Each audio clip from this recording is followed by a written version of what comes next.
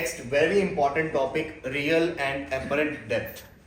अब इसका कंसेप्ट क्या है, देखो एक बीकर में सपोज करो बॉटम पे एक कॉइन पड़ा हुआ, आपने जब उसको ऊपर से देखा तो आपको ये लगेगा कि ये कॉइन जो है वो ज्यादा नीचे नहीं पड़ा हुआ, मतलब आपको वो कॉइन इतने ज्यादा डेप्थ पे नहीं लगता, ये लगता है ये तो ऊपर ऊपर ही पड़ा हुआ। पानी के बाहर से जब आप देखते हो तो आपको डेप्थ कम लगती है, पर एक्चुअल में डेप्थ क्या होती है, ज्यादा। तो रियल डेप्थ से डेप्थ जब आपको कम दिखती है तो अब उस टाइम पे हम बोलते हैं वो कौन सी डेप्थ है, एपरेंट डेप्थ है, कि आपको ऑब्जेक्ट एक्चुअल पोजीशन पे नहीं दिख रहा, आपको ऑब्जेक्ट थोड़ा सा ऊपर उठा हुआ दिख रहा है। तो वो देखना है यहां पे कि ऐसा होता क्या है। तो उसके लिए देखो ये ऑब्जेक्ट पड़ा था, हमने ऑब्जेक्ट की इमेज बनानी है, तो इमेज के लिए वी रिक्वायर एटलीस्ट 2 रेज। तो एक रे मैंने ली जो सीधी जा रही है, वाटर से कहां जा रही है, एयर में जा रही है, तो बिल्कुल सीधी गई। आपको कल बताया था जब लाइट परपेंडिकुलर जाती है तो वो सीधी चले जाती है, तो ये सीधी चलेगी बिल्कुल। दूसरी रे थोड़ी सी एंगल पे ली, ऐसे इस तरह गई, ये यहां पे टकराई, यहां पे अब लाइट कहां से कहां जा रही है, वाटर टू एयर जा रही है, डेंसर टू रेयर जा रही है, तो light will bend away from the normal, denser to rarer. तो ये इंसिडेंट एंगल बना दिया हमने यहां पे आई, और ये बना दिया यहां पे हमने रिफ्लेक्टेड एंगल आर। अब जो ऑब्जर्वर इसको देखेगा, आगे तो ये दोनों रेस मीट करेंगी नहीं, ये दोनों रेस पीछे तो मीट कर रही है ना, किस पॉइंट पे मीट कर रही है, देखो ये रे को जब हमने पीछे एक्सटेंड किया तो ये यहां पे मीट कर रही है। इसका मतलब आपको ऑब्जेक्ट की इमेज कहां दिखाई दे रही है, यहां पे दिखाई दे रही है। जो ऑब्जेक्ट बॉटम पे पड़ा था आपको वो ऑब्जेक्ट कहां लग रहा है, थोड़ा सा ऊपर की तरफ राइज हुआ लग रहा है। तो रियल डेप्थ ये थी, पर आपको जो ऑब्जेक्ट है वो तो आपको यहां पे दिख रहा है, तो आपको जो डेप्थ दिख रही है वो असली डेप्थ नहीं दिख रही, वो आपको भ्रम लग रहा है। तो इसी डेप्थ को क्या बोलते हैं हम, एपरेंट डेप्थ, कि ये जो आपको इमेज दिख रही है जितनी डेप्थ पे, वो डेप्थ कौन सी होती है, एपरेंट डेप्थ। तो जब भी आप ऑब्जेक्ट को बाहर से देखते हो ना, तो कभी भी वो ऑब्जेक्ट आपको रियल डेप्थ पे नहीं दिखेगा, वो हमेशा आपको कहां दिखेगा, एपरेंट डेप्थ पे दिखेगा। मतलब जब आप रेयर मीडियम से डेंसर में पड़े हुए ऑब्जेक्ट को देखोगे तो वो ऑब्जेक्ट आपको थोड़ा सा ऊपर उठा हुआ हमेशा दिखेगा। समझ लगी ये चीज।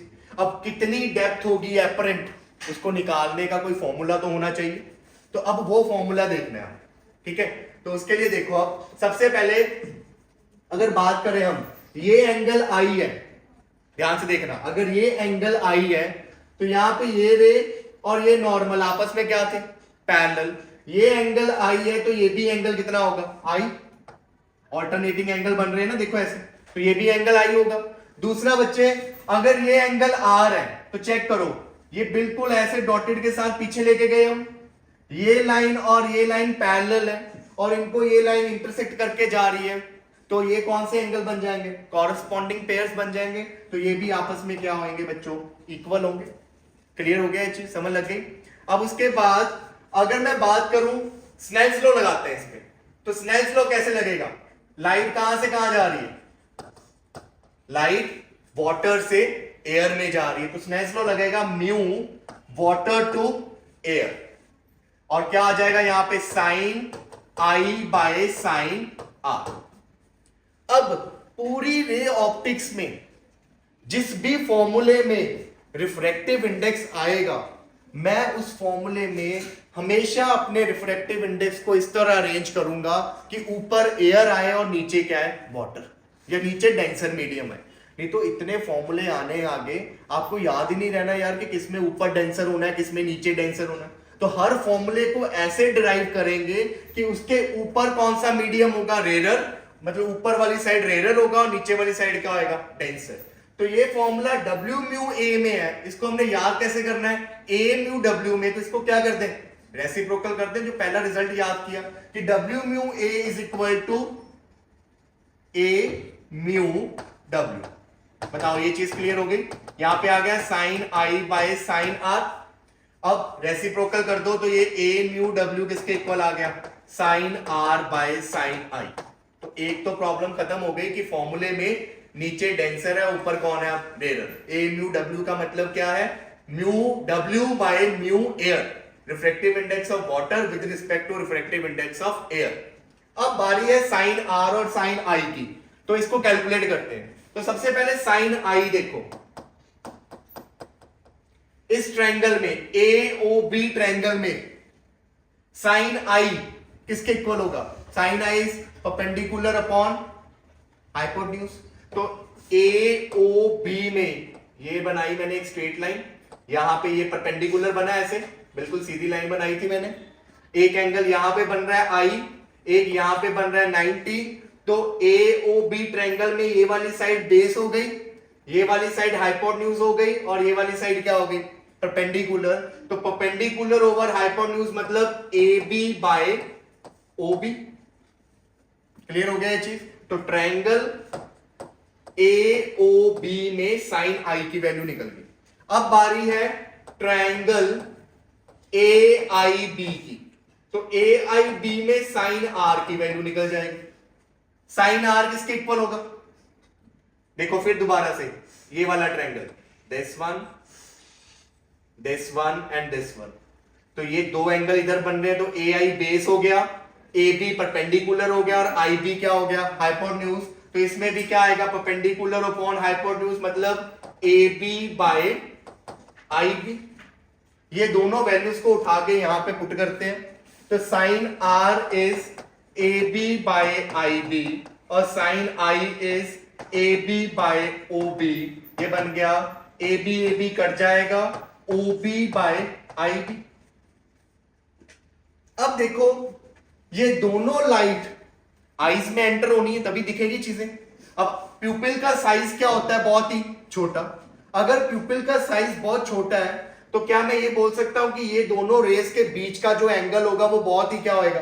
छोटा होगा, क्योंकि दोनों रेस प्यूपिल के अंदर जानी है। प्यूपिल का साइज तो देखिए कितना छोटा है। तो ये दोनों रेस एकदम आपस में क्या आएंगी? पास पास में होगी। तो क्या मैं ये अप्रोक्सीमेशन लगा सकता हूं कि भी OB is approximately equal to OA and IB is approximately equal to IA? लगा सकते ना कि ये वाली साइड जो है अप्रोक्सीमेटली इसके इक्वल हो जाएगी, और ये वाली साइड अप्रोक्सीमेटली किसके इक्वल हो जाएगी? दूसरी वाली के इक्वल हो जाएगी, क्योंकि ये पास पास में ही। तो ये वैल्यूज को अगर यहां पुट करें अब, तो आपके पास A mu W is equal to क्या आ गया? OA by IA। What is OA? OA is real depth. What is IA? IA is apparent depth. So we have a formula. Real depth by apparent depth किसके equal होता है? A mu W। मतलब इसको क्या लिख सकते हो आप? mu W by mu air। relative refractive index ऐसे ही बोलते हैं। और mu air कितना होता है? 1। mu W को ऐसे ही लिख देते हैं, W की जगह वाटर की जगह कोई भी मीडियम हो सकता है, एयर की जगह 1 लिख दिया, तो हमारे पास फॉर्मूला बन गया कि mu medium is equal to real depth upon apparent depth. तो ये हमारे पास फॉर्मूला आ गया। और बाहर का मीडियम क्या है? एयर, इसलिए नीचे उसको लिखा नहीं। अगर बाहर का मीडियम कोई और होगा तो यहां पे हम क्या लिखेंगे? म्यू ऑब्जर्वर, कि ऑब्जर्वर किस मीडियम में? ऊपर किसका मीडियम है? जिसमें ऑब्जेक्ट पड़ा है, और नीचे किसका रिफ्रैक्टिव इंडेक्स होगा? जिसमें कौन है? ऑब्जर्वर, जो देख रहा है। यहां पे ऑब्जर्वर किसमें है? एयर में है, और एयर का रिफ्रैक्टिव इंडेक्स कितना होता है? 1, इसलिए उसको 1 कर दिया, तो म्यू मीडियम ही रह गया। तो ये फॉर्मूला अब आपने ऐसे ही याद करना है कि mu medium by mu observer is equal to real depth upon apparent depth. तो यहां से एपरेंट डेप्थ किसके इक्वल आ गई? Real depth by mu medium. Clear ये चीज? Apparent depth is equal to real depth by mu medium, और साथ में ये ऑब्जर्वर भी है, म्यू ऑब्जर्वर भी है ना। देखो बुक्स ना ऑब्जर्वर उड़ा देती है, क्योंकि बुक्स हमेशा एयर के साथ करती है, पर न्यूमेरिकल में जरूर बोल देती है कि बाहर का मीडियम अगर एयर की जगह कोई और आ गया तो क्या होगा, फिर वो याद ही नहीं रहता हमें। तो इसलिए मैं थोड़ा सा मॉडिफाई करके ही बताता हूं, ठीक है, कि apparent depth is real depth by mu medium into क्या आ जाएगा? म्यू ऑब्जर्वर, कि आपका ऑब्जर्वर कहां पे। अगर ऑब्जर्वर एयर में है, आप बाहर से देख रहे हो, तो इसको बंद कर देना। तो ऐसे याद करना है एपरेंट डेप्थ। क्लियर होगी ये चीज? नोट करिए। तो अब सुनो मेरी बात, आप रिफ्रैक्टिव इंडेक्स का फॉर्मूला याद कैसे करोगे कि mu medium is what? Real depth by apparent depth. Mu observer अगर नहीं भी याद करना तो मैं आपको यही बोल रहा हूं, आगे से जितने भी फॉर्मूले आएंगे उसमें म्यू मीडियम लिखा जाएगा, म्यू ऑब्जर्वर नहीं लिखेंगे। अगर क्वेश्चन में कभी भी आगे से आ गया कि बाहर का मीडियम एयर की जगह कुछ और आ गया, तो आप अपने फॉर्मूले में जहां भी म्यू मीडियम पड़ा होगा उसके नीचे म्यू ऑब्जर्वर को क्या कर देना, डिवाइड कर देना, जहां भी। क्योंकि हम जितने भी डेरिवेशंस कर रहे हैं उसमें बाहर का मीडियम कौन सा ले रहे हैं, एयर, तो वो डिवाइड में जब जाता है तो 1 बन जाता है, तो फॉर्मूले में हम लिखते नहीं। पर अगर एयर रिप्लेस हो गई किसी मीडियम के साथ तो अपने फॉर्मूले में फटाफट म्यू मीडियम के नीचे म्यू ऑब्जर्वर डाल। क्लियर? तो अभी के लिए हम इसको ऐसे ही याद कर रहे हैं, अब mu medium is real depth by apparent depth, पर म्यू ऑब्जर्वर मत भूलना। क्लियर? तो यहां से एपरेंट डेप्थ आ गई आपकी real depth by mu medium.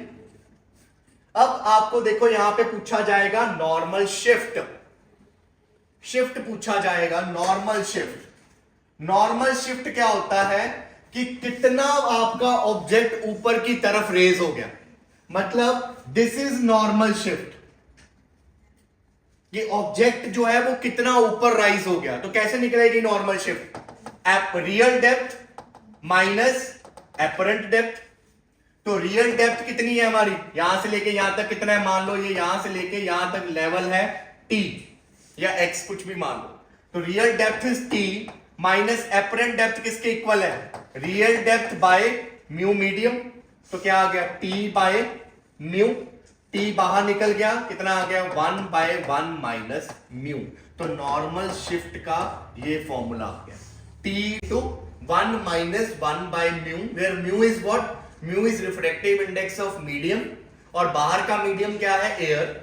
अगर बाहर का मीडियम कुछ और होता तो आप क्या करते, इस म्यू को डिवाइड कर देते किसके साथ, म्यू ऑब्जर्वर के साथ, जो कहां चला जाता, ऊपर चला जाता। मतलब अगर आप ऑब्जर्वर ले रहे हो साथ में तो ये फॉर्मूला क्या बन जाता, t 1 minus mu observer by mu. ठीक है? तो ये याद रखना, छोटी छोटी चीजें बुक्स में नहीं मिलनी है ऑब्जर्वर वाली बातें, क्योंकि वो एयर लेके कर रहा है, बार बार बोल रहा हूं, फंस जाओगे न्यूमेरिकल्स में आगे। ठीक है? तो जब भी बाहर का ऑब्जर्वर बदला, आपको ये फॉर्मूला याद है, कोई बात नहीं, आप क्या करोगे, म्यू को डिवाइड कर दोगे म्यू ऑब्जर्वर के साथ, बस। ऑब्जर्वर कहां पहुंच गया, म्यू वाला ऊपर पहुंच गया। क्लियर? तो हमने अब म्यू मीडियम निकालने का एक और फॉर्मूला सीख लिया। अभी तक कौन कौन से सीखे थे, sine i by sine r, दूसरा कौन सा सीखा, सी बाय वी या V1 बाय V2, तीसरा कौन सा आ गया, real depth by apparent depth. Clear?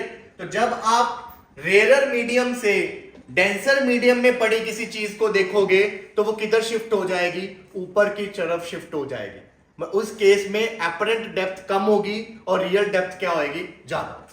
ठीक है? अब कुछ रियल लाइफ एग्जांपल्स देखते हैं, कुछ फिगर्स में एग्जांपल्स बताइए। देखो यहां पे, ये देखो, आप अगर किसी पेंसिल को ऐसे डाल दो बीच में, बीकर के, पानी में भरे हुए बीकर में, बाहर से देखोगे तो आपको वो पेंसिल इस तरफ बेंड हुई दिखेगी। उसका रीजन भी यही है बच्चों, यहां से लाइट निकली दो, क्योंकि मीडियम डेंसर से रेयर में जा रहा है, तो क्या हो गया, bend to away from the normal, तो थोड़ी इधर की तरफ बेंड होगी। तो जब ये आइस में जा रही है, आगे तो मीट करेंगे नहीं, पीछे मीट यहां पे ही हो गई। तो ऑब्जेक्ट यहां से आ रही थी पर इमेज कहां बनी, यहां पे। तो रेज जो है वो ऑब्जेक्ट को कहां ले गई, ऊपर ले गई। तो इमेज ऊपर बन गई, इसलिए आपको जो पेंसिल है वो थोड़ी सी बेंड हुई दिखी। ऐसे ही यहां पे एक ऑब्जर्वर है, एक्चुअल में फिश ये है, पर क्योंकि एपरेंट डेप्थ जो फिश है वो कहां दिखेगी आपको, ऊपर की तरफ दिखेगी, क्योंकि आप रेयर मीडियम से किधर देख रहे हो, डेंसर में। तो जब भी आप डेंसर में पड़ी चीज को देखोगे तो वो कहां शिफ्ट हो जाएगी, ऊपर की तरफ। तो उसे एपरेंट पोजीशन फिश की ये लगेगी, उसे लगेगा फिश ऊपर ऊपर ही, ऐसे उठाने जाएगा पर उठाया नहीं जाएगी, क्योंकि फिश एक्चुअल में कहां है, नीचे। क्लियर? तो इन केसेस में, बार बार बोल रहा हूं, इन केसेस में ऑब्जर्वर कहां पे पड़ा है, रेयर मीडियम में, और ऑब्जेक्ट कहां पे पड़ा है, डेंसर मीडियम में। What if position changes, what if your observer is in denser medium and you are seeing an object in rarer medium? अब ऑब्जेक्ट रेयर मीडियम में और आप पानी के अंदर से देख रहे हो, तो कभी आप स्विमिंग अगर कर रहे हो तो ऑब्जर्व किया हो कि पानी के अंदर से जब आप किसी पर्सन को देखते हो तो उसकी हाइट लंबी दिखती है, वो बहुत लंबा लंबा दिखता है हमें। क्यों? क्योंकि इस केस में एपरेंट हाइट बढ़ जाती है, वहां एपरेंट डेप्थ कम हो जाती है, ऊपर की तरफ उठाई देती है। यहां हाइट बोलेंगे अब, क्योंकि ऊपर की तरफ देख रहे हो ना अब आप, तो यहां एपरेंट हाइट बढ़ जाती है। तो जब भी आपका ऑब्जेक्ट रेरर मीडियम में होगा, ऑब्जर्वर डेंसर मीडियम में होगा, तो इस केस में अगर एक्चुअल हाइट ये है, यहां पे देखो ये एक्चुअल हाइट है, तो आपको अपेयर यहां होगा वो इतनी हाइट पे। क्लियर? तो इस केस में अब देखो एपरेंट हाइट निकालने का जो फॉर्मूला होगा, सीधा फॉर्मूला याद करेंगे। एपरेंट हाइट का जो फॉर्मूला होगा वो mu medium into real height होगी। तो ये डिफरेंस है बस। पिछले केस में जो म्यू था वो डिवाइड में जा रहा था, और इस केस में जो म्यू है वो मल्टीप्लाई में जा रहा है। क्लियर? तो सिर्फ गेम किसकी है कि ऑब्जर्वर कहां से देख रहा है। अगर ऑब्जर्वर रेरर मीडियम से देख रहा है तो एपरेंट डेप्थ कम होती है, म्यू डिवाइड में जाता है, और जब ऑब्जर्वर डेंसर मीडियम से देखता है तो एपरेंट हाइट बढ़ जाती है, और म्यू जो है मीडियम का वो रियल हाइट के साथ मल्टीप्लाई में जाता है। तो this is your real height, और इसको म्यू के साथ मल्टीप्लाई कर दो तो क्या आ जाएगी? Apparent height.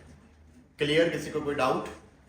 क्वेश्चन है the velocity of light in glass is 2 into 10 raised to power 8 and in air is 3 into 10 raised to power 8, और हमसे बोल रहा है how much would an ink dot appear to be raised when covered by glass plate 6 centimeter thick। हमारे पास क्या है? एक dot है, इस डॉट को आपने कवर कर दिया किसके साथ? एक 6 सेंटीमीटर थिक ग्लास प्लेट के साथ। तो ये बोल सकते हैं कि ग्लास प्लेट जो है जो डॉट है वो ग्लास प्लेट के बॉटम में पड़ी।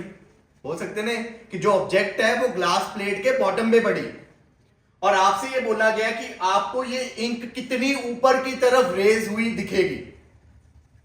आप यहां से देख रहे हो इसको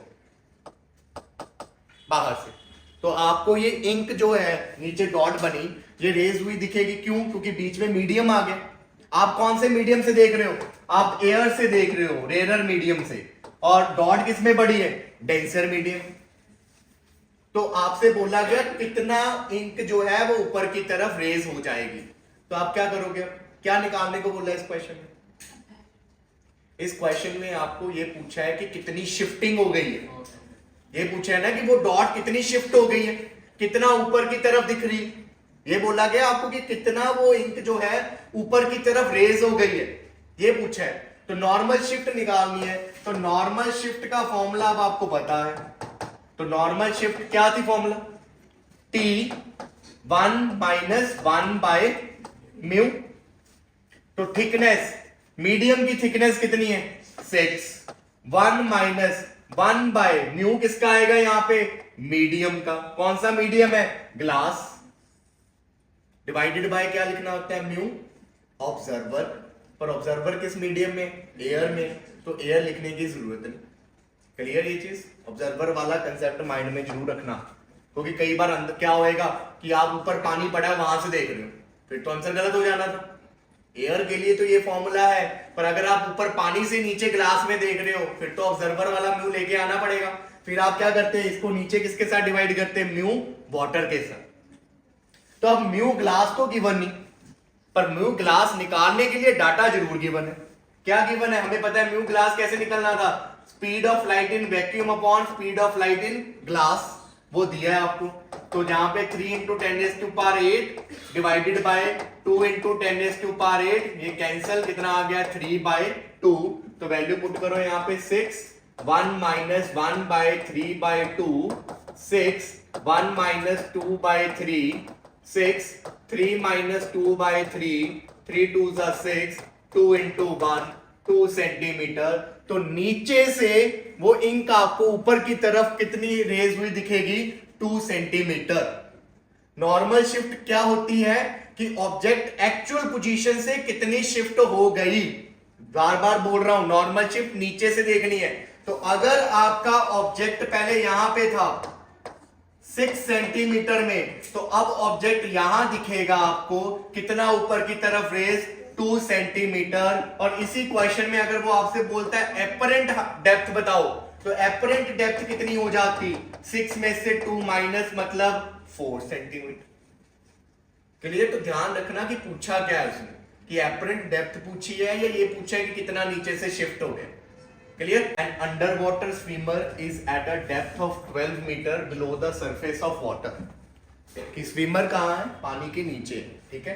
तो ये यहां पे ये बन गया पानी,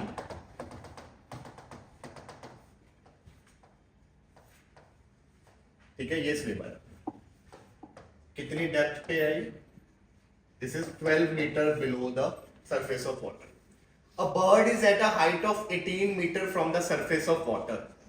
सरफेस से यहां पे ये एक बर्ड है, इसको बर्ड समझ लें, ठीक है। कितनी हाइट पे है ये,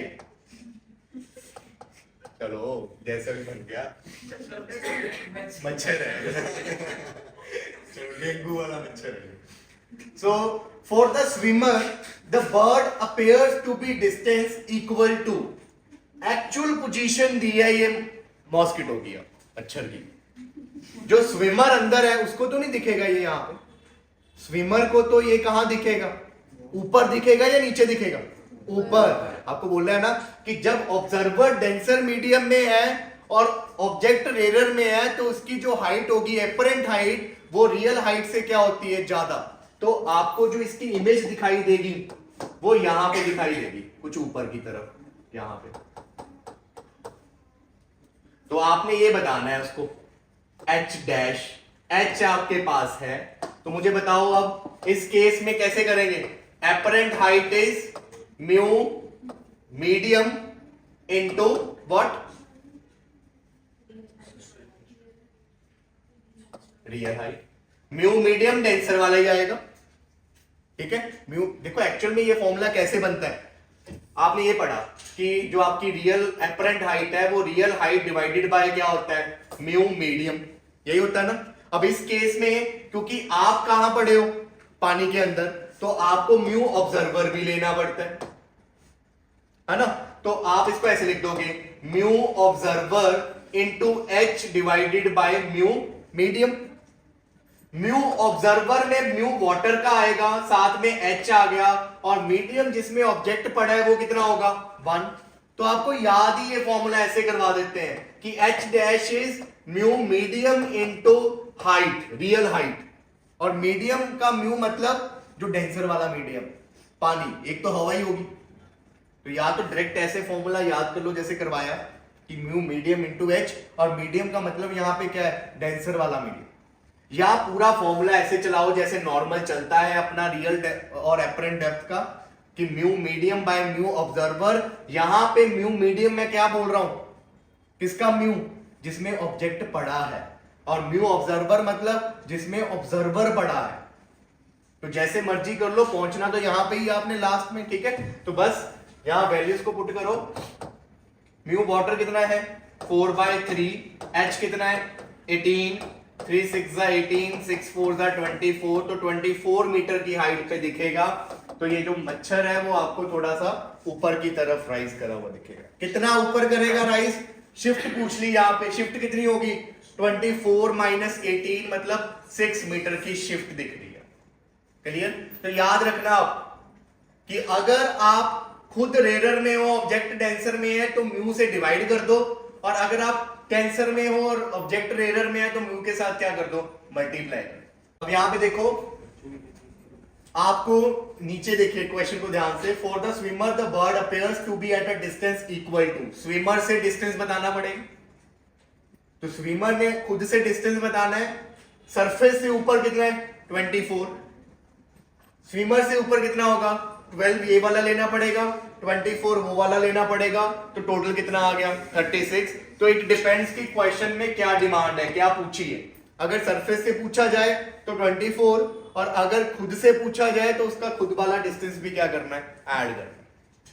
next question, how much water should be filled in a container 21 centimetre in height so that it appears half filled when viewed from the top of the container। कहते कि एक कंटेनर है आपके पास, ये कंटेनर है, ये कंटेनर टोटल आपको बोला गया है कि कितने सेंटीमीटर का है, 21 सेंटीमीटर का हाइट। कहते बताओ इसको कितना फिल करें हम, कि फिल करने के बाद इट अपेयर्स हाफ फिल्ड, भरने के बाद ये आपको दिखेगी आधा भरा है, तो आप बोलोगे आधा भर दो, ये कहोगे आधा भर दो, आधा खाली रह जाएगा। पर आप ध्यान से देखो, जब मैंने सपोज करो इसको एक्स फिल किया, मैंने इसको एक्स फिल किया, ये इसका बॉटम था, तो आपको ये कैसे दिखाई देगा? आपको इसका बॉटम थोड़ा सा क्या दिखेगा, रेज किया हुआ दिखेगा ना, तो आपको इसकी इमेज जो है वो ऐसे दिखाई देगी, इस तरह ऐसे दिखाई देगी, थोड़ा सा ऊपर रेज करा हुआ दिखेगा आपको। ये जो एक्चुअल में यहां बॉटम था, आपको ये बॉटम थोड़ा सा ऊपर दिखाई देगा, क्योंकि आपको पता है जब आप बाहर से देखोगे तो रियल डेप्थ से आपको डेप्थ क्या दिखती है, कम दिखती है, थोड़ा ऊपर की तरफ दिखेगा लेवल, तो आपको एक्चुअल में ये इतना लग रहा है, दिस क्लियर, ये चीज, ये एक्स है। अगर ये एक्स था तो बचा हुआ खाली लेवल कितना है, 21 माइनस एक्स, तो ये तो एक्स नहीं होगा, यहां से ये कितना होगा, 21 माइनस एक्स, ये रियल डेप्थ थी एक्स। आपको तो कुछ और दिखेगी, आपको कौन सी डेप्थ दिखेगी, एपरेंट डेप्थ। तो क्या ये यहां से लेके यहां तक एक्स होगा? नहीं, ये यहां से लेके यहां तक एपरेंट डेप्थ होगा। वो कैसे निकलती है, real depth divided by mu.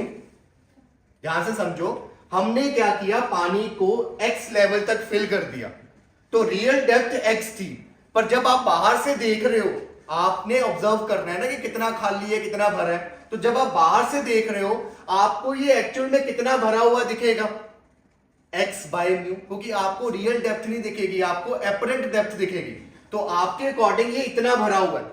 और क्वेश्चन क्या डिमांड करता है कि आपने इसको इतना भरना है, आपको ऐसा लगे कि खाली जगह और भरी हुई जगह दोनों क्या हो, इक्वल। तो इसका मतलब अगर मैंने इसको इतना भर दिया है, तो भरने के बाद ये फिल करी हुई जगह, फिल्ड वाला पोर्शन और जो एम्प्टी पोर्शन है, उसने क्या बोला है, वो इक्वल हो, आधा भरा और आधा क्या हो, खाली। तो फिल्ड पोर्शन आपको कितना दिख रहा है, एक्स बाय म्यू, और एम्प्टी पोर्शन तो उतना ही रहेगा, एम्प्टी कितना है, 21 माइनस एक्स। तो यहां से अब वैल्यूज को पुट करो, x बाय म्यू कितना है, पानी का म्यू 4/3, 3 ऊपर चला जाएगा, 21 minus x, 3x by 4 plus x is equal to 21। तो ये बन गया आपका 7x by 4 equal to 21, 7x is equal to 21 into 4, x is equal to 21 into 4 by 7, 7 3s are 21, 4 3s are 12। तो आपको कितना भरना पड़ेगा इसे, आपको इसे 12 सेंटीमीटर भरना पड़ेगा। तो देखो ध्यान से कि 12 सेंटीमीटर भरने के बाद एक्चुअल में हाफ तो नहीं फिल हुआ ना, हाफ तो कितना होना था इसका, 11 पॉइंट समथिंग, पर आपको हाफ फिल कब दिख रहा है, जब आपने कितना भरा इसको, 12। तो ये क्वेश्चन बहुत इंपॉर्टेंट है कि आपको जो लग रहा है आपने उसके अकॉर्डिंग क्वेश्चन करना है। फिल एक्स किया पर भरा हुआ कितना लग रहा है, एक्स बाय म्यू, क्योंकि एपरेंट डेप्थ जो है वो रियल डेप्थ से क्या होती है, कम होती है। समझ लगी ये चीज, बहुत इंपॉर्टेंट क्वेश्चन है, ये कॉम्पिटिटिव का क्वेश्चन है, ठीक है, नोट करिए। Now look at this question. A transparent cube of 15 centimeter H contain a small air bubble. हमारे पास एक ट्रांसपेरेंट क्यूब है, ठीक है, उसकी आपको एज लेंथ दी है 15 सेंटीमीटर, तो सारी साइड लेंथ हो गई 15 सेंटीमीटर। उसमें एक एयर बबल पड़ा, ठीक है, तो ये हमने बना दिया है क्यूब बच्चों, ठीक है, यहां पे दिस दिस दिस दिस ये से दिस, तो दिस इज अ क्यूब, ठीक है। इसकी आपको एज लेंथ गिवन है, मतलब यहां से लेके यहां तक आपको गिवन है कितना, 15 सेंटीमीटर, ठीक है। फिर आपको बोला गया कि इसमें एक बबल है, ये नहीं बोला कहां पे, पर बीच में कहीं बबल है। कहते जब इसकी इट्स एपरेंट डेप्थ, उस बबल की जो एपरेंट डेप्थ है, आप बाहर से देख रहे हो बबल किसमें बड़ा है, स्लैब के अंदर पड़ा है, क्यूब के अंदर पड़ा है, तो वो डेंसर मीडियम में पड़ा है, तो जब आप बाहर से देखोगे तो आपको रियल डेप्थ नहीं दिखेगी, आपको एपरेंट डेप्थ दिखेगी, ठीक है। तो it's apparent depth when viewed through one face is 6 centimetre. जब आप एक साइड से देख रहे हो तो आपको उसकी एपरेंट डेप्थ 6 सेंटीमीटर दिख रही है, और जब आप ऑपोजिट फेस से देख रहे हो तो कितनी दिख रही है, 4 सेंटीमीटर।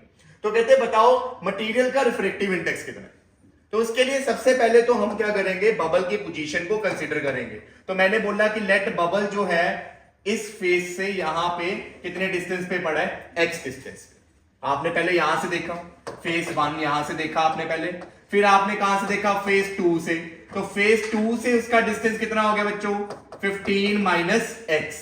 क्लियर होगी ये चीज। अब देखिए यहां पे पहले फेस 1 की बात करते हैं। तो फेस 1 के लिए बच्चों जो रियल डेप्थ है वो कितनी है, फेस 1 के लिए इस बबल की रियल डेप्थ कितनी है, x, और फेस 1 के लिए इस बबल की एपरेंट डेप्थ कितनी है, 6 सेंटीमीटर। बताओ ये चीज क्लियर हो गई। तो आप यहां पे अब म्यू का फॉर्मूला लगा दो, रिफ्रैक्टिव इंडेक्स ऑफ मीडियम का, बाहर का तो एयर ही है, तो क्या था formula, mu medium is real depth over apparent depth. तो real depth x, apparent depth कितना आ गया, 6। तो ये बन गई आपकी एक इक्वेशन यहां पे। क्लियर ये चीज। यहां से अब सेकंड फेज की बारी। तो सेकंड फेज के लिए जो रियल डेप्थ है कितनी है, रियल डेप्थ सेकंड फेज के लिए 15 माइनस एक्स, और जो एपरेंट डेप्थ है आपको कितना अपेयर हो रहा है, आपको अपेयर हो रहा है 4 सेंटीमीटर। तो एपरेंट डेप्थ इज 4 सेंटीमीटर। तो what is mu medium in this case, 15 minus x by 4। Is it clear. क्या मीडियम का रिफ्रैक्टिव इंडेक्स चेंज होगा आप जिधर से देख रहे हो उसके पॉइंट ऑफ व्यू से, नहीं, मीडियम का रिफ्रैक्टिव इंडेक्स सेम रहेगा। तो इक्वेशन 1 और इक्वेशन 2 को अगर मैं कंपेयर कर दूं, इक्वेशन 1 एंड इक्वेशन 2 को कर दीजिए कंपेयर। कंपेयर करने के बाद व्हाट वी गेट कि x में एक इक्वेशन आ जाएगी, और इस x की इक्वेशन को अगर आप सॉल्व करो तो यहां पे 4x, यहां आ जाएगा 6 into 15 minus x, 4x 90 minus 6x।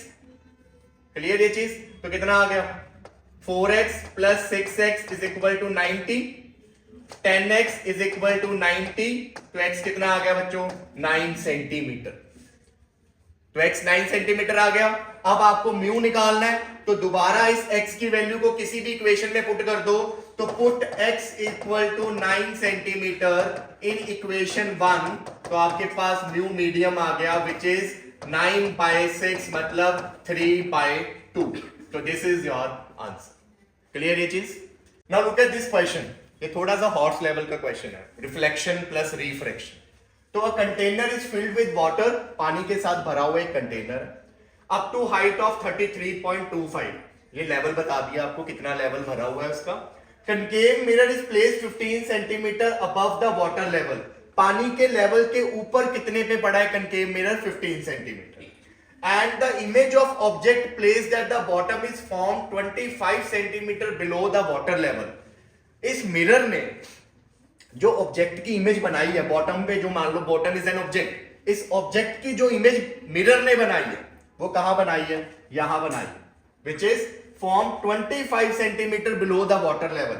यहां से कितना नीचे, 25। तो ये बॉटम ऑब्जेक्ट था और मिरर ने उसकी इमेज यहां बनाई। तो कहते हैं फोकल लेंथ निकालो मिरर की। अब इस क्वेश्चन को करने के लिए आपको पता है मिरर की फोकल लेंथ निकालने का फॉर्मूला होता है 1/f is equal to 1/u plus 1/v। ये तो पता ही है आपको।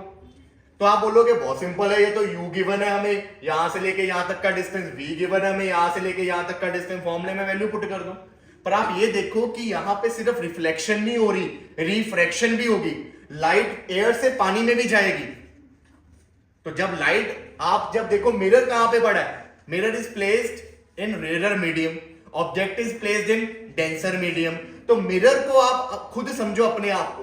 तो मिरर जब इस ऑब्जेक्ट को देखेगा, क्या उसे वो ऑब्जेक्ट रेज हुआ नहीं दिखेगा, उसको रियल डेप्थ पे नहीं दिखेगा, उसे कहां दिखेगा, एपरेंट डेप्थ पे। तो आपने बस यही करना बच्चों, इस क्वेश्चन को करते वक्त आप इस मिरर के ऊपर बैठ जाओ और उसके बाद आप खुद देखो कि आपको ऑब्जेक्ट कहां दिख रहा है और आपको इमेज कहां दिख रही है। उसके अकॉर्डिंग ना देखो कि पानी में यहां, आप खुद देखो। अब आपके अकॉर्डिंग ये ऑब्जेक्ट जो है यहां तो नहीं होगा, आपके अकॉर्डिंग तो ऑब्जेक्ट कहां होगा, उसकी एपरेंट पोजीशन पे। तो अब जो यहां पे u होगा वो u आपको कौन सा लेना पड़ेगा, एपरेंट u लेना पड़ेगा। तो वो कैसे करेंगे, ध्यान से समझना भी ये चीज। तो ये है आपका ऑब्जेक्ट, इसकी आपको पहले क्या निकालनी पड़ेगी, एपरेंट पोजीशन। अगर ऑब्जेक्ट यहां पे है तो हमें ये यहां नहीं दिखेगा, हमें तो कहीं और ही दिखेगा, थोड़ा ऊपर की तरफ दिखेगा। तो मान लो मुझे ये ऑब्जेक्ट यहां दिख रहा है, रियल डेप्थ ये थी, हमें क्या दिखेगी, एपरेंट डेप्थ। तो पहले मुझे क्या निकालनी पड़ेगी, एपरेंट डेप्थ निकालनी पड़ेगी। तो यहां पे पहले मैं निकाल रहा हूं एपरेंट डेप्थ ऑफ ऑब्जेक्ट। कैसे निकलेगी वो, real depth divided by mu medium. तो रियल डेप्थ कितनी है ऑब्जेक्ट की, डेप्थ तो पानी से देखनी है, तो कितनी है 33.25। तो यहां पे 33.25 डिवाइडेड बाय म्यू मीडियम कितना है 1.33। इसको डिवाइड करके बताओ कितना है 25।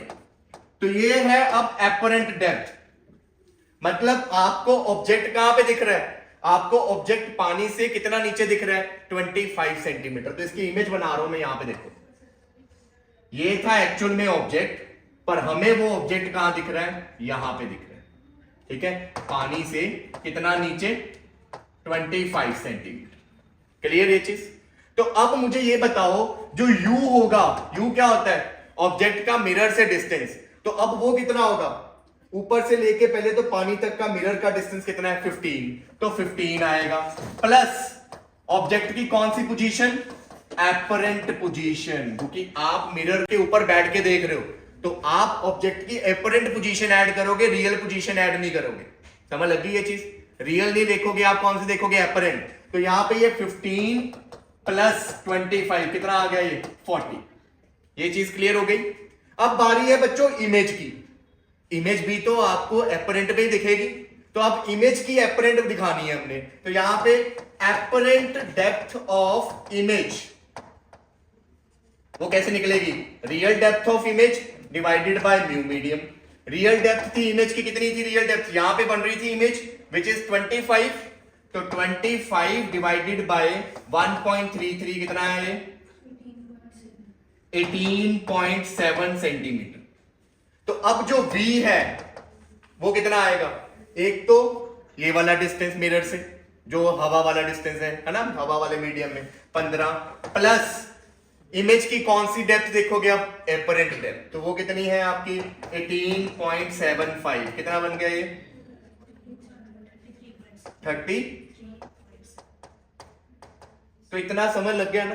क्या था कि u और v निकालते वक्त पानी के अंदर की जो पोजीशन है वो रियल दी थी, आप जब बाहर से देख रहे हो तो आपको एपरेंट लेके देखना पड़ेगा। तो पहले हमने दोनों की एपरेंट पोजीशन निकाल ली, और मिरर से डिस्टेंस के लिए आपको ये वाला जो डिस्टेंस था ये क्या करना पड़ा, ऐड करना पड़ा। Now you have v, you have u।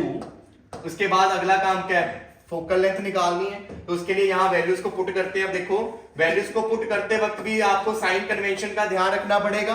ये देखिए, अब ऑब्जेक्ट के लेफ्ट साइड में है, जो मिरर है वो ऑब्जेक्ट के क्या होता है, object is always placed in the left side of the mirror. तो u नेगेटिव, v भी किस साइड है, लेफ्ट साइड है, तो v भी क्या आएगी, नेगेटिव। तो यहां पे आप u की जगह भी क्या पुट करोगे, -40, और v की जगह क्या पुट करोगे, -33.75। अब आप इसको सॉल्व करोगे, सॉल्व करने के बाद आप देखोगे आपका जो आंसर रेसिप्रोकल करके आएगा वो आएगा -18.31 सेंटीमीटर। क्लियर। और सोचो ये क्वेश्चन कॉम्पिटिटिव में आ गया तो इतना टाइम लग जाएगा, उसमें मैं बिना सॉल्व करके 1 सेकंड में आंसर दे सकता हूं कि चारों ऑप्शंस में देखो एक ही नेगेटिव आंसर है, और मुझे ये पता है कनकेव मिरर की जो फोकल लेंथ होती है वो नेगेटिव होती है, तो मुझे सॉल्व करने की भी नहीं जरूरत क्योंकि एक ही नेगेटिव दिया हुआ था। कन्वेक्स की जो फोकल लेंथ है वो पॉजिटिव थी और कनकेव की फोकल लेंथ क्या होती है, नेगेटिव। तो आप इसको सॉल्व करना, क्या पता थ्योरी में आ जाए, तो सॉल्व करके आपका ये आंसर आ जाए। तो ये याद रखना, कभी भी रिफ्लेक्शन का क्वेश्चन हो, ऑब्जेक्ट जो है वो पानी के अंदर पड़ा है, तो उसमें आपने रियल डेप्थ लेके क्वेश्चन नहीं करना, एपरेंट डेप्थ लेके ही क्वेश्चन करना। नोट करें। चलिए अब नेक्स्ट टॉपिक है बच्चों, refraction through multiple medium. Single medium की रिफ्रैक्शन तो आप पढ़ ली कि सिंगल मीडियम में जो एपरेंट डेप्थ होगी वो कितनी होगी। अगर आपके ऑब्जेक्ट के ऊपर मल्टीपल मीडियम्स हैं तो उसमें आपसे एपरेंट डेप्थ पूछी गई। सिंगल मीडियम के लिए आपको पता था ना, जो एपरेंट डेप्थ होती थी वो किसके इक्वल होती थी, that is equal to real depth divided by mu of medium, यही होता था। तो अब जब आपके पास मल्टीपल मीडियम है तो एक फॉर्मूला दे रहा हूं, उस फॉर्मूले को यूज करेंगे, फटाफट क्वेश्चन हो जाया करेगा।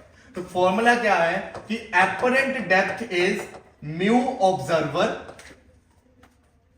Summation x bye mu medium.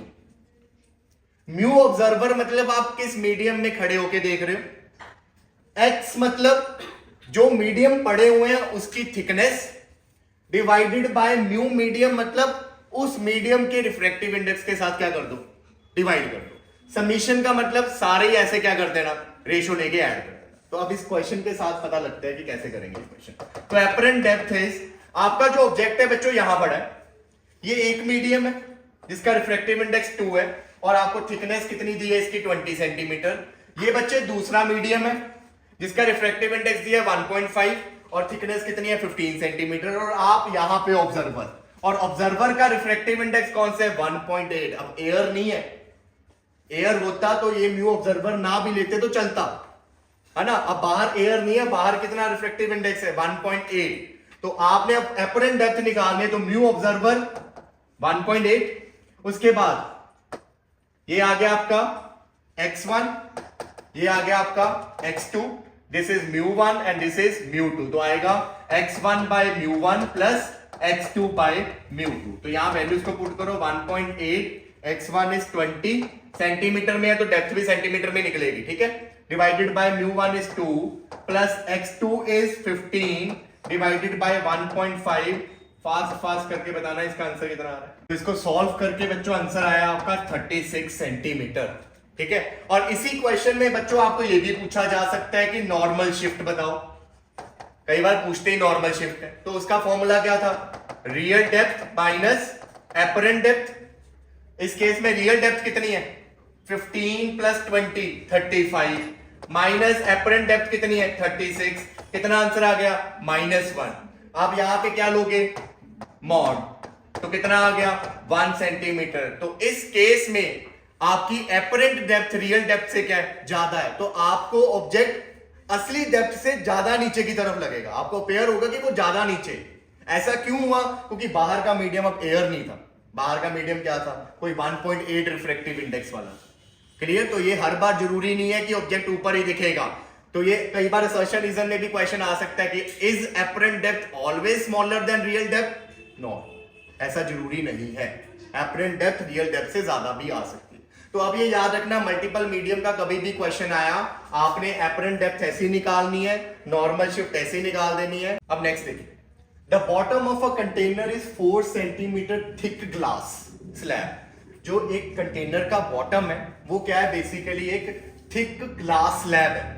तो ऐसे मान ले कि बेसिकली वो ग्लास स्लैब ही है बॉटम, ठीक है, कितने सेंटीमीटर का है वो 4 सेंटीमीटर थिक, तो ये ग्लास स्लैब है। उसके बाद कंटेनर कंटेन 2 इमिसिबल लिक्विड, तो कंटेनर के अंदर 2 इमिसिबल लिक्विड है जो मिक्स नहीं हो सकते। एक की डेप्थ है 6 सेंटीमीटर, एक की डेप्थ है 8 सेंटीमीटर। तो ये आ गया बच्चों एक लिक्विड जिसकी डेप्थ है 6 सेंटीमीटर, और ये आ गया अपने पास दूसरा इसकी डेप्थ है 8 centimetre. What is the apparent position of scratch on the outer surface of bottom? तो यहां पे एक लगा दिया स्क्रैच, ये एक स्क्रैच है बॉटम पे, मतलब this scratch will act like a object. तो बताओ, कहते कि ये जो स्क्रैच बॉटम पे लगा है इसकी एपरेंट पोजीशन क्या होगी, ठीक है, एपरेंट पोजीशन क्या होगी। तो इस केस में देखो, अब जब आप कहां से देख रहे हो, when view through the container से देख रहे हो, तो एपरेंट पोजीशन में क्या करोगे आप, अब वही मल्टीपल स्लैब्स आ गए, आपको रिफ्रैक्टिव इंडेक्स दिया है, ए का रिफ्रैक्टिव इंडेक्स कितना है, ये ए लिक्विड है, ये बी लिक्विड है, ए का रिफ्रैक्टिव इंडेक्स आपको गिवन है 1.4, बी का कितना गिवन है 1.3, और ग्लास का कितना होता है 1.5, वाटर का कितना होता है 1.33, ये याद रख लेना, ठीक है। तो 3 मीडियम अगेन तीनों की थिकनेस पता है, आप कहां से देख रहे हो, आप बाहर से देख रहे हो, एयर से देख रहे हो, आपकी आंखें बाहर है, तो आपका रिफ्रैक्टिव इंडेक्स कितना है 1। तो अब वही आप क्या करोगे, पहले आप एपरेंट डेप्थ निकाल देना। कैसे निकलेगा apparent depth, mu observer into mu glass by glass की, सॉरी एक्स ग्लास की डिवाइडेड बाय म्यू ग्लास की प्लस एक्स थिकनेस जो है ए की divided by mu A plus x B का डिवाइडेड बाय म्यू बी। इससे आपकी apparent depth निकल जाएगी। उसके बाद आपने क्या निकालना है, नॉर्मल शिफ्ट। तो नॉर्मल शिफ्ट के लिए real depth minus apparent depth का मैग्नीट्यूड। रियल डेप्थ कितनी है 8, 6 एंड 4 18। एपरेंट डेप्थ इसको सॉल्व करके आपकी आ जाएगी, यहां वैल्यू को पुट करना जितना भी सॉल्व करके आया, और यहां से क्या निकल जाएगा नॉर्मल शिफ्ट। क्लियर ये चीज। तो ऐसे आप ये क्वेश्चन करो, समझ लग गया, पिछले की तरह ही है, बस थोड़ा क्वेश्चन फॉर्म में दे दिया था ये।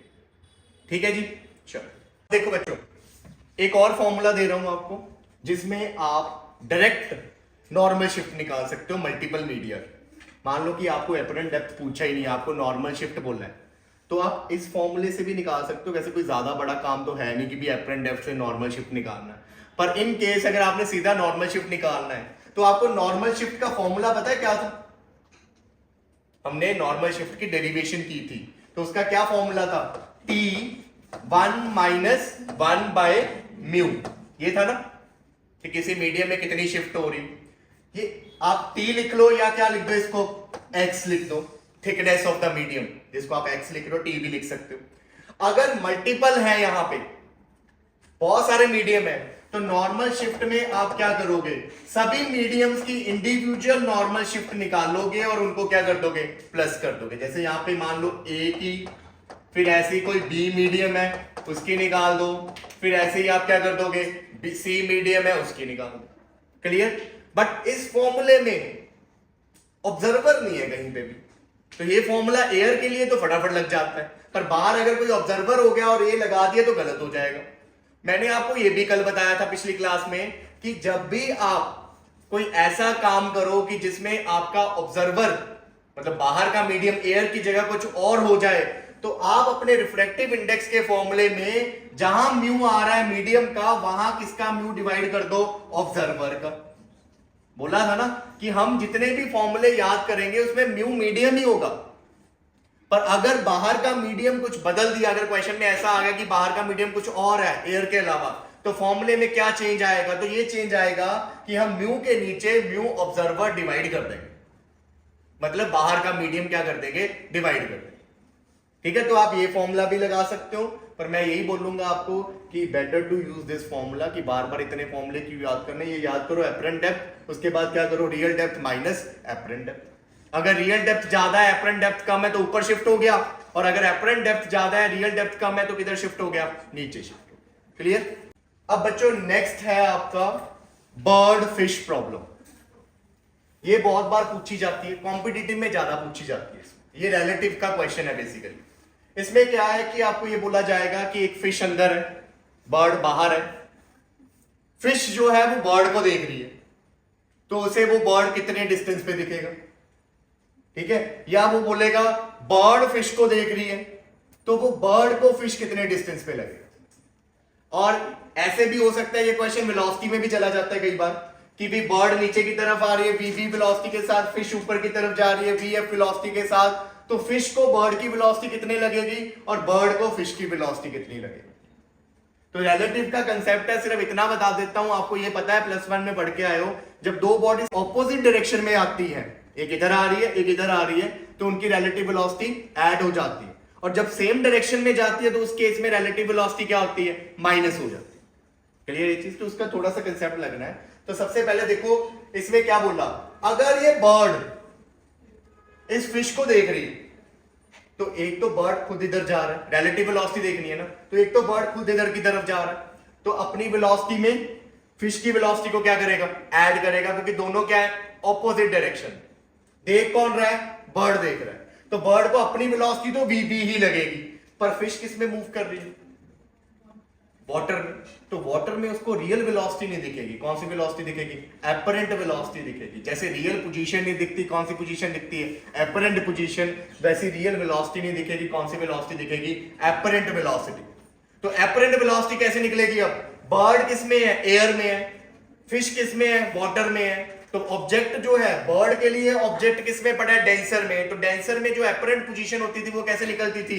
Real divided by mu medium. तो वेलोसिटी में भी क्या आएगा?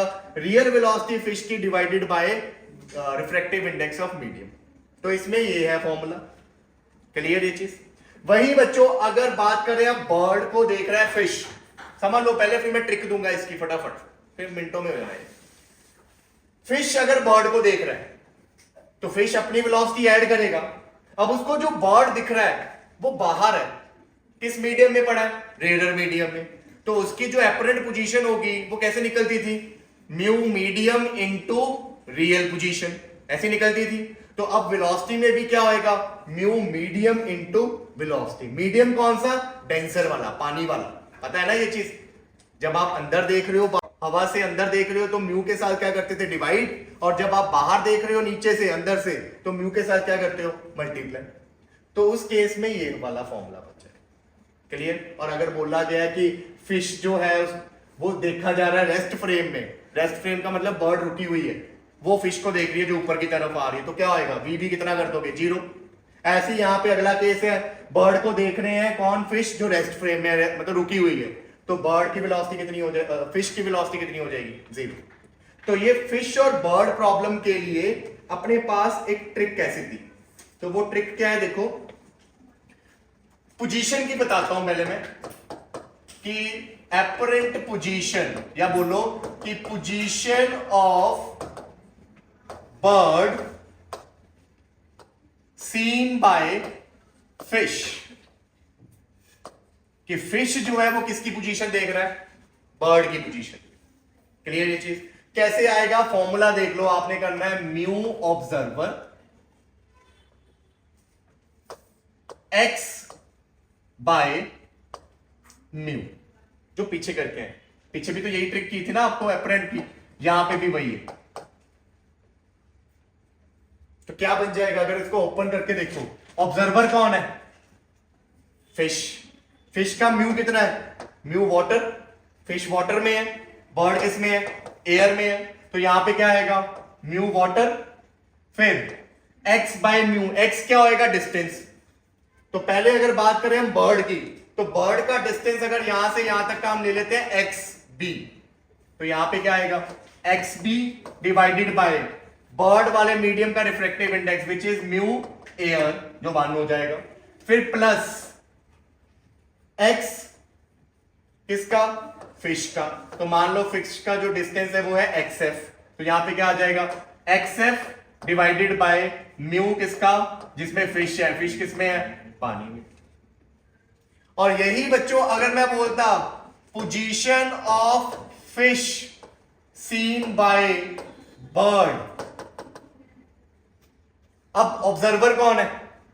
कौन देख रहा है? बर्ड। तो ऑब्जर्वर कौन है? बर्ड।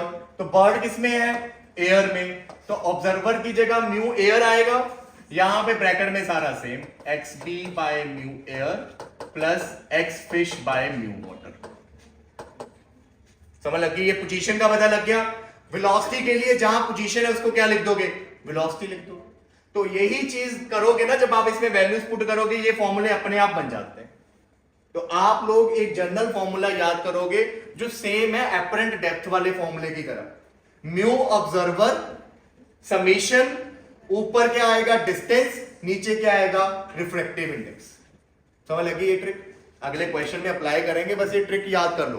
पोजीशन का भी हो जाएगा और वेलोसिटी का भी सेम हो जाएगा। जहां एक्स है वहां क्या आ जाएगा? वी आ जाएगा। बाकी सारी चीज क्या रहेगी? सेम रहेगी। Clear? Now look at this question. इसमें ट्रिक लगाएंगे, ठीक है? A fish rising vertically up towards the surface of water with speed 3 metre per second. तो एक फिश जो है वो ऊपर की तरफ ऐसे जा रही है, कितनी स्पीड के साथ? 3 मीटर पर सेकेंड। तो यहां पे जो फिश है उसकी वेलोसिटी कितनी आ गई? 3 मीटर पर सेकेंड। क्लियर ये चीज? उसके बाद observe a bird diving vertically down towards it with speed 9 metre per second. तो बर्ड किधर आ रही है? नीचे की तरफ। तो बर्ड की जो वेलोसिटी है वो कितनी है? 9 मीटर पर सेकेंड। वो भी ऊपर जा रही है, बर्ड नीचे आ रहा है, ठीक है। तो एक्चुअल वेलोसिटी ऑफ बर्ड कितनी होगी? ये जो वेलोसिटी बर्ड की है वो किसे दिखी है? ऑब्जर्व लिखा है। Is it real velocity? No, this is the velocity of bird seen by fish. बस यही गेम है यहां पर कि ये बर्ड की वेलोसिटी फिश को लग रही है 9 मीटर पर सेकेंड, उसने ऑब्जर्व किया है। एक्चुअल बर्ड की वेलोसिटी तो पूछी है हमसे। तो अब फॉर्मूले किसका लगाओगे? बर्ड की वेलोसिटी सीन बाय फिश। कैसे लगेगा? क्या ट्रिक थी हमारी? पहले फॉर्मूले लिख देते हैं। Mu observer summation velocity of body divided by mu of medium. तो अब लगाते हैं। ऑब्जर्वर में कौन था? ऑब्जर्वर में फिश थी। फिश का रिफ्रैक्टिव इंडेक्स यहां पे मतलब वाटर का रिफ्रैक्टिव इंडेक्स जिसमें वो पड़ा था। यहां पे वेलोसिटी ऑफ बॉडी, अगर पहले बर्ड ले रहे हो, बर्ड की वेलोसिटी डिवाइडेड बाय बर्ड वाले मीडियम का रिफ्रैक्टिव इंडेक्स विच इज 1, उसके बाद plus velocity of fish divided by fish वाले मीडियम का रिफ्रैक्टिव इंडेक्स विच इज 4/3, 4 3 ऊपर। तो यहां पे फिर यहां पे भी पुट कर दो 4/3। बर्ड की वेलोसिटी निकालनी है, नीचे 1, 3/4 फिश की अपनी वेलोसिटी गिवन है 3, और यहां पे velocity of bird seen by fish भी गिवन है, कितनी है? 9। इसको सॉल्व करो और बर्ड की वेलोसिटी निकालो, कितनी आ रही है? 4.5। तो चेक कर लो कि क्या यही आंसर आ रहा है, ठीक है। तो इस क्वेश्चन में क्या है, ये बर्ड फिश प्रॉब्लम बहुत बार आती है, कॉम्पिटिटिव में ज्यादा आती है, तो ध्यान रखना इस चीज का, ठीक है। ये फॉर्मूला याद रखना। अगर पोजीशन पूछी जाए तो क्या होएगा? यहां पे पोजीशन आएगी, और अगर वेलोसिटी पूछी जाए तो यहां पे क्या आएगी? वेलोसिटी आएगी। अगर वो रुका होगा तो उसकी वेलोसिटी को क्या पुट कर दोगे? 0 पुट कर दोगे। एक और चीज नोट करके यहां पे लिख लेना, वो ये लिखना है वेलोसिटी के केस में, अगर दोनों ऑपोजिट डायरेक्शन में आ रहे हैं तो प्लस लेना है, अगर दोनों सेम डायरेक्शन में जा रहे हैं तो माइनस लेना है। मतलब अगर सपोज करो बर्ड ऊपर जा रही है, फिश भी ऊपर जा रही है, तो उस केस में रिलेटिव वेलोसिटी में बीच में क्या लेना है? माइनस। या बोले फिश भी नीचे जा रही है, बर्ड भी नीचे जा रहा है, तो ये ध्यान रखना, जब दोनों सेम डायरेक्शन में जा रहे हैं या ऊपर या नीचे, देन बीच में माइनस लेना है, और जब दोनों ऑपोजिट डायरेक्शन में जा रहे हैं तो तब बीच में क्या लेना है? प्लस लेना। ट्रिक समझ लग गई सबको?